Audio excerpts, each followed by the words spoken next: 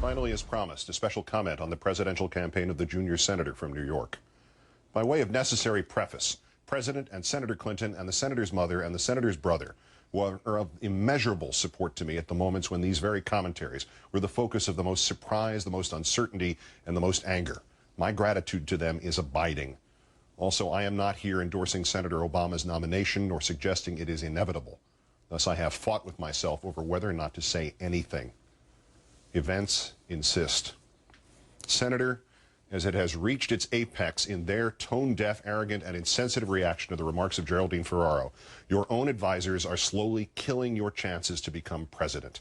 Senator, their words and your own are now slowly killing the chances for any Democrat to become president. In your tepid response to this Ferraro disaster, you may sincerely think you are disenthralling an enchanted media and righting an unfair advance bestowed on Senator Obama. You may think the matter has closed with Representative Ferraro's bitter, almost threatening resignation letter. But in fact, Senator, you are now campaigning as if Barack Obama were the Democrat and you were the Republican. As Shakespeare wrote, Senator, that way madness lies. You have missed a critical opportunity to do what was right. No matter what Ms. Ferraro now claims, no one took her comments out of context. She had made them on at least 3 separate occasions, then twice more on television this morning. Just hours ago on NBC Nightly News, she denied she had made the remarks in an interview, only at a paid political speech. In fact, the first time she spoke them was 10 days before that California newspaper published them, not in a speech, but in a radio interview. On February 26th, quoting, "If Barack Obama were a white man, would we be talking about this as a potential real problem for Hillary?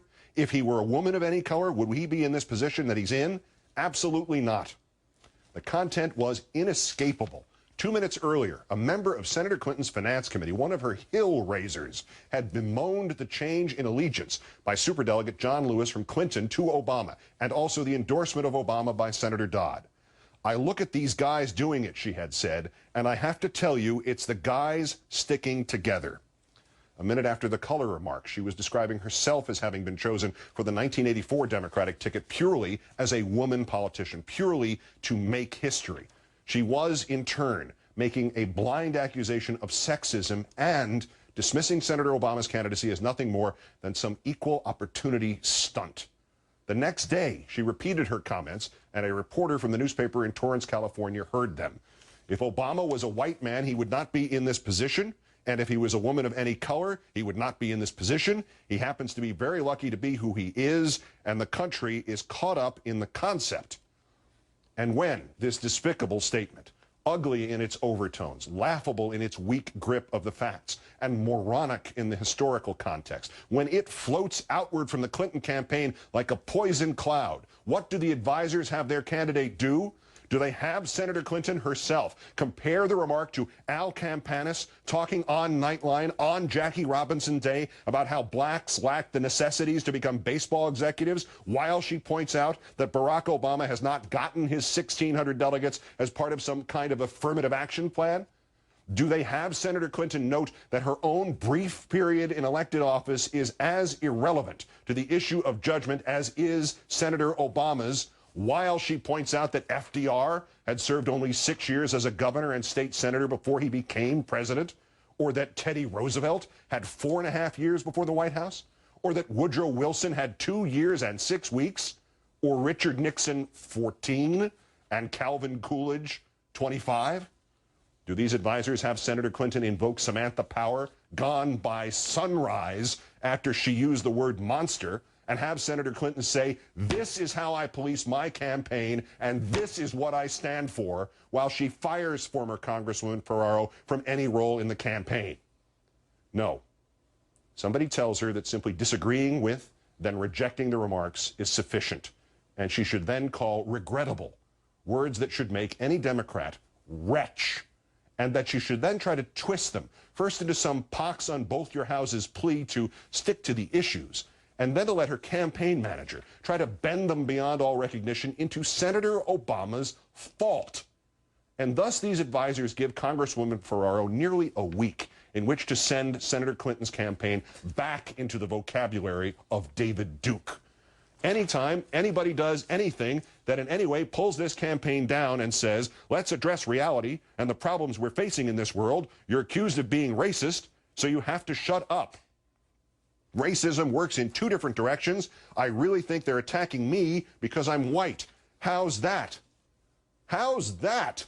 Apart from sounding exactly like Rush Limbaugh attacking the black football quarterback Donovan McNabb, apart from sounding exactly like what Ms. Ferraro said about another campaign nearly 20 years ago, quote, President Reagan suggested Tuesday that people don't ask Jesse Jackson tough questions because of his race. And former Representative Geraldine A. Ferraro said Wednesday that because of his, quote, radical views, quote, if Jesse Jackson were not black, he wouldn't be in the race.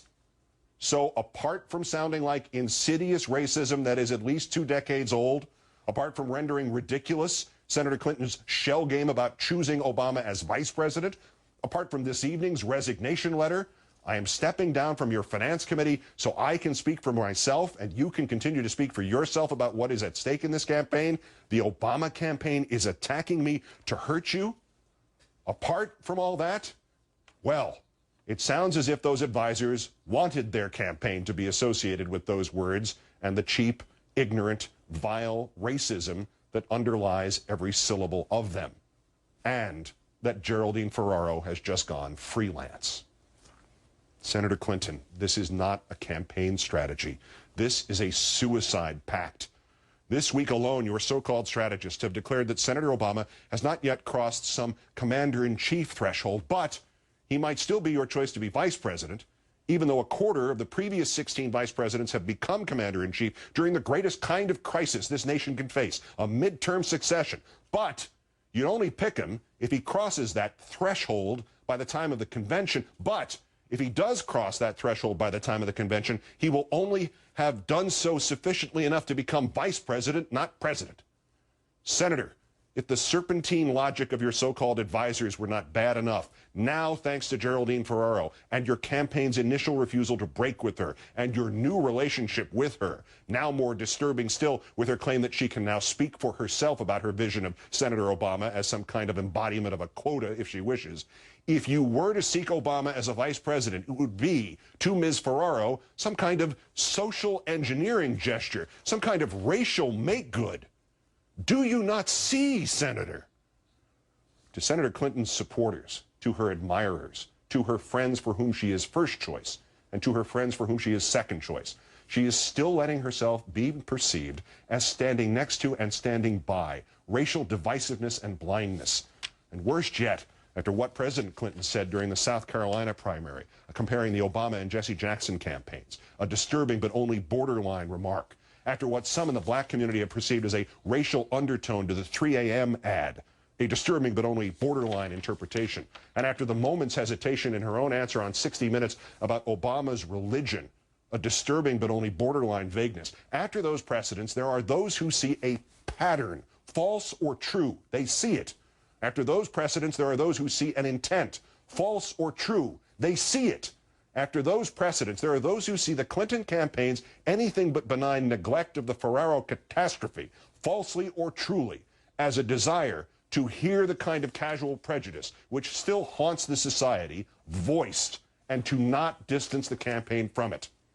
To not distance you from it, Senator. To not distance you from that which you as a woman and Senator Obama as an African American should both know and feel with the deepest of personal pain, which you should both fight with all you have, which you should both ensure has no place in this contest, ever.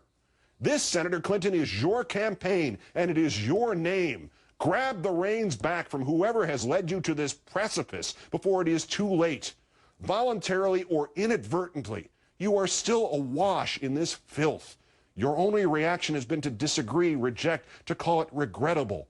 Her only reaction has been to brand herself as the victim and resign from your committee and insist she will continue to speak. Unless, Senator, you say something definitive, the former Congresswoman is speaking with your approval.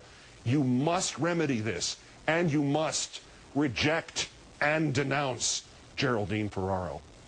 Good night and good luck.